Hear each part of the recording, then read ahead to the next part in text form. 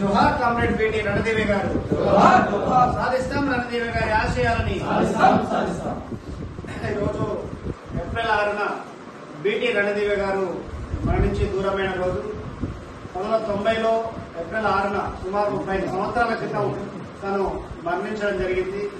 తను పెద్ద కుటుంబంలో పుట్టిన పేదల తరపున పనిచేసిన వ్యక్తిగా బీటీ రణదేవి గారు ఉన్నారు.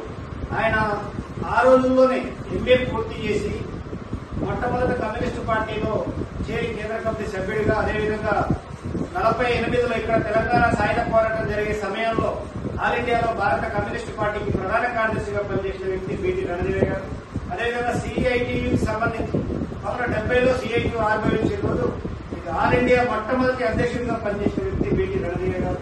సిఐటియు జాతీయ అధ్యక్షుడిగా పనిచేసిన ఈ దేశంలో కులాలకు మతాలకు అతీతంగా కార్మిక వర్గాన్ని చైతన్యం చేయడం కోసం, కార్మిక వర్గ హక్కుల కోసం తన జీవితాంతం పనిచేసిన వ్యక్తి రణదేవి గారు.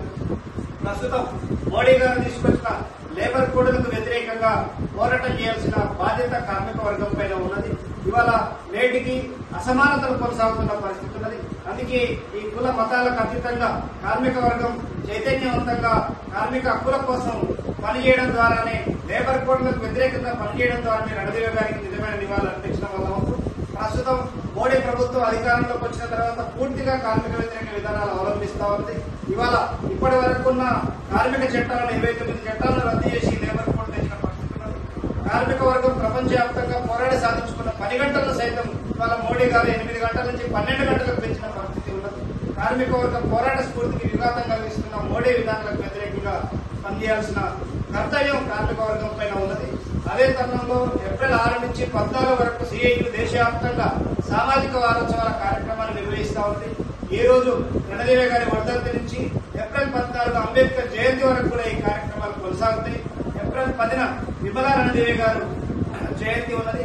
ఏప్రిల్ 11న పూలే జయంతి ఉన్నది. ఏప్రిల్ 14న అంబేద్కర్ జయంతి ఉన్నది. ఏప్రిల్ 13న అన్ని మండల కేంద్రాల్లో కూడా బైక్ ర్యాలీ నిర్వహించాలని చెప్పి కూడా సిఐటియు ఆల్ ఇండియా కమిటీ పిలిపించినది.